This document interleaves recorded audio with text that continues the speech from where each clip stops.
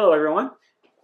I have another gun video for you, and in this video actually, if you've ever seen the other videos I've made, they've been pretty basic. I don't pretend to be a videographer, so this video is going to be a little bit different. I'm actually using a program to edit videos, so I'm going to be taking still photos.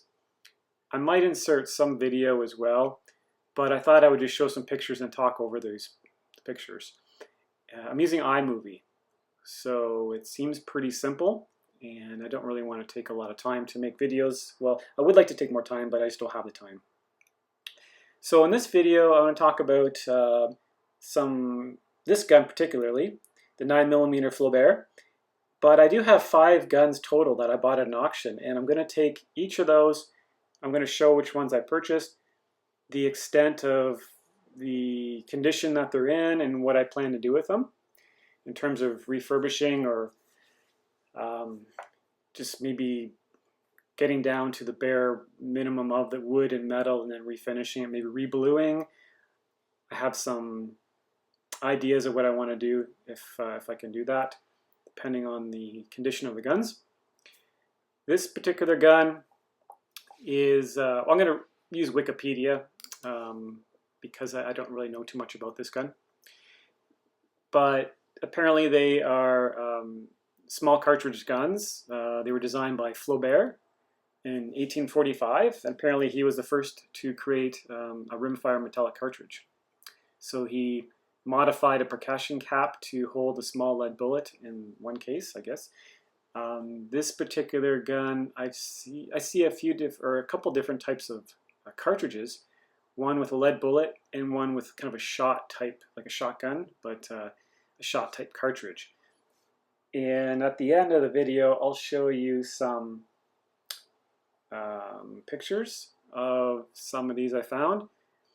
And then I'll follow up with some other information on the next video.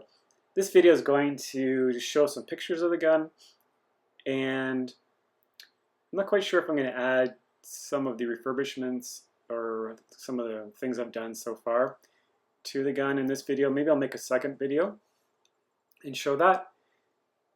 And if this works out really well, then I'm just going to keep this same format where I'll show some pictures, and talk a little bit about it, and then what I plan to do with it. In the next video, I probably will actually do the work, or the progression of the work, because I believe there's going to be different stages involved.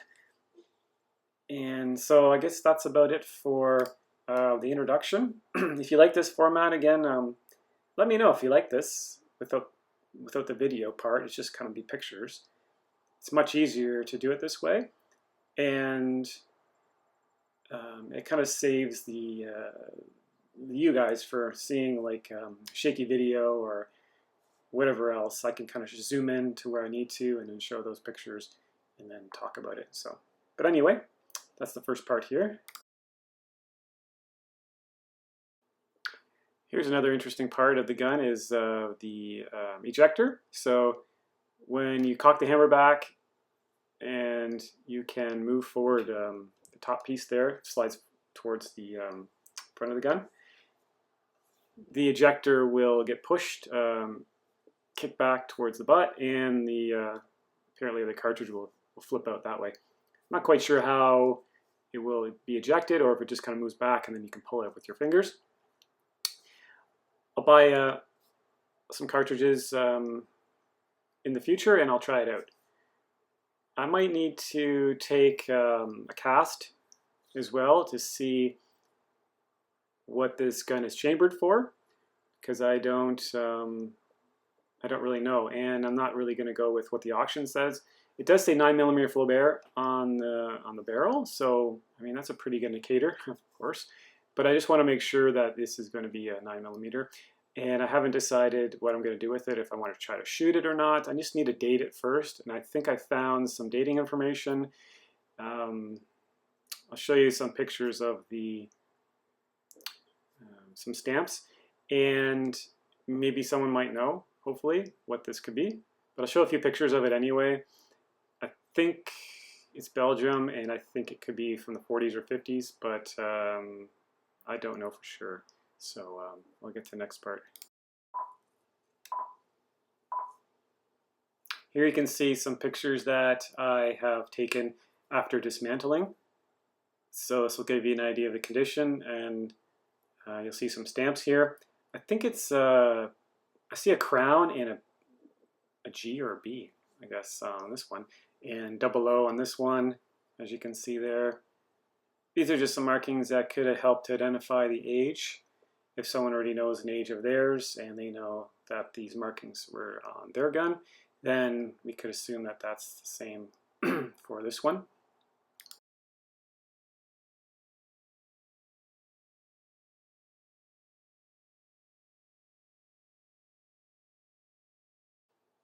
You can see here the spring, the main spring, the trigger spring, and some other components there. It's a pretty simple design. The trigger spring is not, there's a little captive place for the bottom of the spring, but where it touches with the trigger, it's just kind of sitting there. So I'm not quite sure what I need to do with this. It seemed to work fine when everything was put together, but it doesn't seem to be held in by any means. So that's kind of interesting. I'm not quite sure what I'm going to do with that, but I think I just put it together and see if it works. Getting this apart was pretty easy too. Tapping out the pins was easy.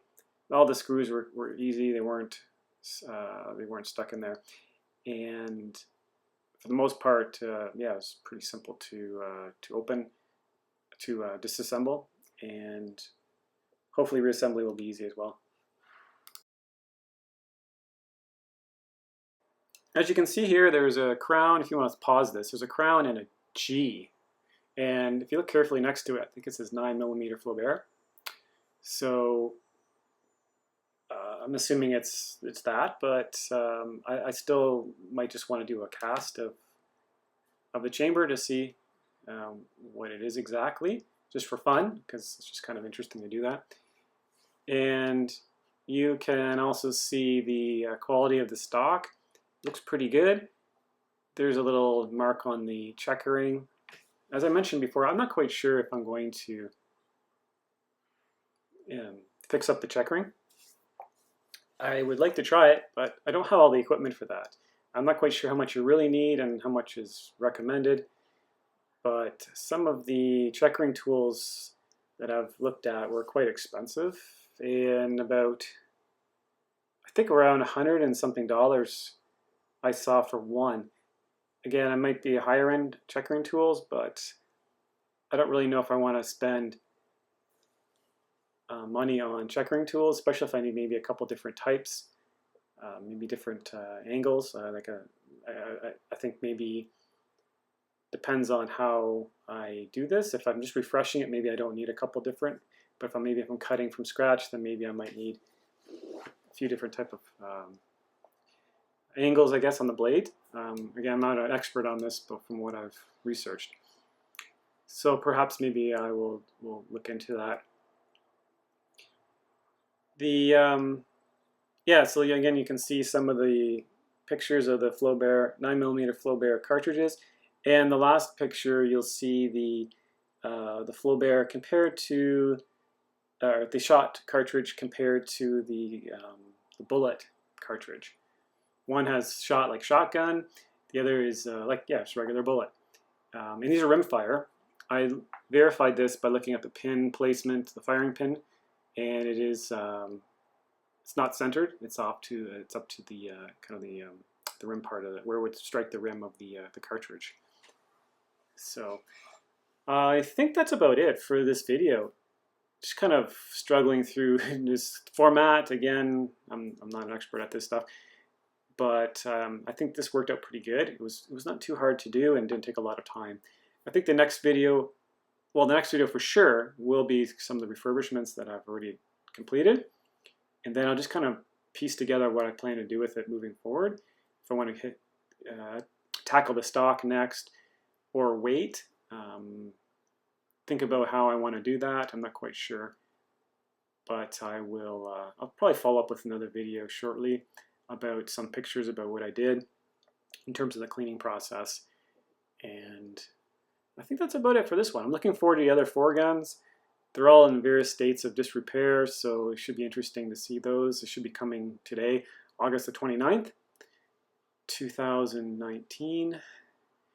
And I should be getting 2 other ones probably next week because they're coming from western part of the country. So it does take a little bit of time to get here.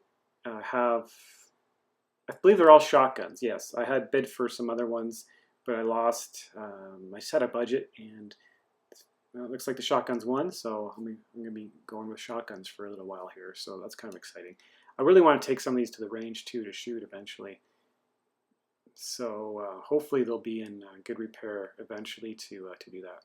Anyway, thanks very much for watching. If you know what this gun is, like the date, if you can provide sources, that's great. If not, say if you just know someone who said that it could be like 1920 or whatever, that's great as well. But if you do have a source that you can copy and paste into the comment, that would be awesome. If you just have a guess, please let me know what this is all about, where this gun could be from. I believe it's Belgium. It doesn't seem to be super high quality though. The parts, it just doesn't seem to be refined as to what I thought it could be from reading other sources. Maybe this is just the nature of the gun. It's just a simple garden gun used for pest control, I guess, but some of the parts are pretty rough. So anyway, I'll end the video now, and thanks a lot.